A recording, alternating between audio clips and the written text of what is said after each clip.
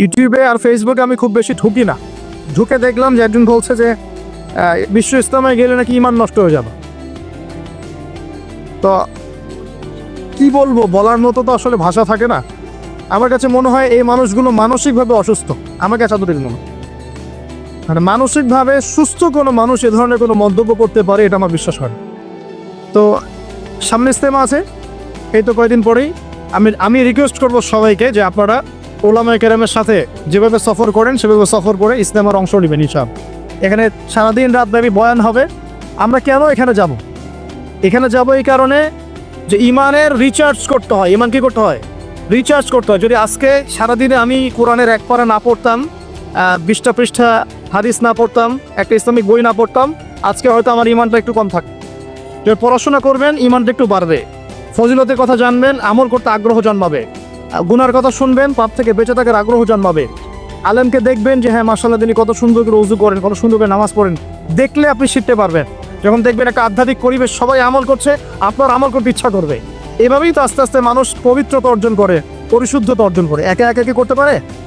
অতএব এই ঐক্যবদ্ধ যে মিলনায়তন দিনের ক্ষেত্রে, এই মিলনায়তনগুলোর ক্ষেত্রে আমাদের সবাইকে অংশগ্রহণ করার চেষ্টা করতে হবে। আল্লাহ পাক তৌফিক এনায়েত করুন। আমি আর এই ধরনের অনলাইনের বিভ্রান্তির ফাঁদে পড়বেন। আমি একটা রিকোয়েস্ট করি, অনলাইন সবসময় ভালো কিছু দেয় না। অনলাইন অনেক ক্ষেত্রেই খারাপ শেখায়, অনেক ক্ষেত্রে খারাপ শেখায়।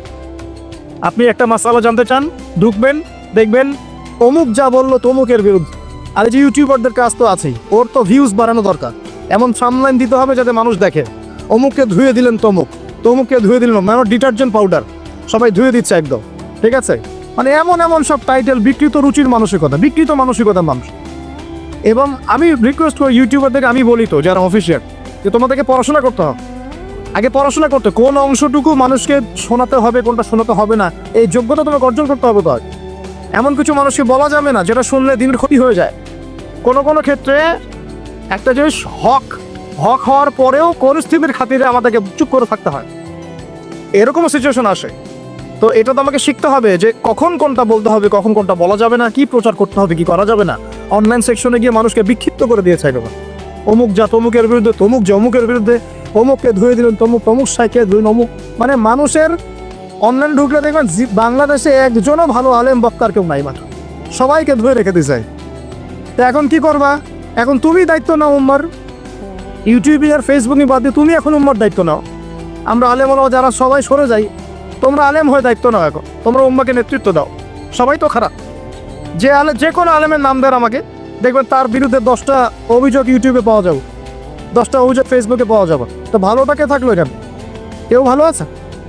তাহলে সবাই সরে যাই আমরা, আলেম ওলামা যারা আছেন ওরাই দায়িত্ব নেয়, ওরাই বক্তব্য দেখ, ওরাই বয়ান করে, বই লিখুক।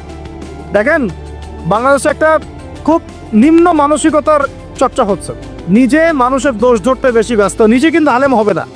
নিজে কষ্ট করে পড়াশোনা করে আলেম হয়ে এসে বক্তব্য দাও, নিজে কষ্ট করে পড়াশোনা করে আলেম হয়ে একটা বই লিখো, নিজে একটা মাদ্রাসা করো, একটা স্কুল করো, একটা প্রতিষ্ঠান করো, হাফেজদেরকে পড়ো। নিজে কি করতেছো তুমি? তুমি তো মানুষের ভুল নিয়ে ব্যস্ত, নিজে করতেছোটা কি? আর কোন কাজটা করলে উম্মার ভেতর থেকে খেদমত হবে আর কোন কাজটা এখন করা যাবে না, এই বোঝার যোগ্যতাও তো তোমার অর্জন হয় না। কোনো কোনো ক্ষেত্রে দেখা যায় যে কোরআন, আস্তাগফিরুল্লাহ, কোরআন বিশুদ্ধ করে তেলাওয়াতটুকু করতে জানে না, এইসব মাহফিলের মঞ্চে বসে বসে বয়ান করতেছে মানুষ। শুধু বয়ান না, বয়ান করলে একটা কথা ছিল, ঠিক আছে একসময় শিখে নিবে বললাম, বয়ান না, এখানে বসে রীতিমতো আলেমন আমাদেরকে, মুফতিদেরকে বাহাসের জন্য ডাকা হচ্ছে। বাহাসের জন্য ডাকা হচ্ছে, যে ব্যক্তি ডাকছে সে কোরআনও তেলাওয়াত করতে পারে, একটা আয়াত তেলাওয়াত করতে 10টা ভুল করে বসে না। বিশ্বাস করছেন না? এগুলো দেখছি, আপনারা তো হয়তো সব বাইরের চোখ দিয়ে দেখেন, কিছু কিছু মানুষ ভিতরের চোখ দিয়ে দেখেন। ভিতরের চোখ দিয়ে আমরা যা দেখছি না, উম্মার অবস্থা ভালো না। উম্মার প্রচুর বড় বড় আলেম দরকার, শায়েখ দরকার, আমাদের হাফেজ দরকার, আমাদের লেখক দরকার, আমাদের সাংস্কৃতিক অঙ্গন দরকার, আমাদের স্বতন্ত্র মিডিয়া দরকার, অর্থনৈতিক ভিত্তি শক্ত করা দরকার, পলিটিশিয়ানদের সাথে আমাদের হৃদ্যতা, ভালোবাসা, বন্ধন বাড়ানো দরকার। মানে আমাদের সর্বসেক্টরে কাজের দরকার আছে। এখন যা হচ্ছে বিক্ষিপ্ত, খালি একে অপরের গীবত, সমালোচনা, তহমত, এইগুলো পড়ে আসো। উম্মার কি হবে? কে আগামী 10 বছর পর এই দেশের মাটিতে দেশকে নেতৃত্ব দিবে, উম্মাকে নেতৃত্ব দিবে? কে ভাববে এগুলো নিয়ে? যুব সমাজের অধঃপতন, কে ওদেরকে ফেরাবে? মেয়েদের বেপরদামি বাড়ছে, কে ফেরাবে? এখনকার মানুষ ইসলামটাকে আধুনিকভাবে উপস্থাপিত করতে চায়, কে উপস্থাপন করে শোনাবে? এখনকার বিশ্বে কোরআন সুন্নাহকে হাতে নিয়ে চ্যালেঞ্জ করতে হলে আপনাকে বড় বড় সেক্টর নিয়ন্ত্রণ করতে হবে। কে আমাদেরকে নিয়ন্ত্রণ করা শেখা? কয়টা মিডিয়া আমাদের হাতে আছে? কয়টা আমাদের অর্থনৈতিক ফাইন্যান্সের সেক্টর আমাদের হাতে আছে? হ্যাঁ, মানে আমরা আসলে কোন লেভেলে আছি, কোন লেভেলে যেতে চাই, এটা ফিক্স করতে হবে। এটা ওমর রাদিয়াল্লাহু আনহু যুগ নয়। অতএব প্রিয় ভাইরা, আমার ক্ষুদ্র জ্ঞানের নসিহত, এবং আমি বলছি না আমার কথাই চূড়ান্ত, আমি বলছি না যে আমার কথা মানতেই হবে আপনাকে। আপনি আমার চেয়ে ভালো বুঝতে পারেন, আরও ভালো জ্ঞানের অধিকারী হতে পারেন।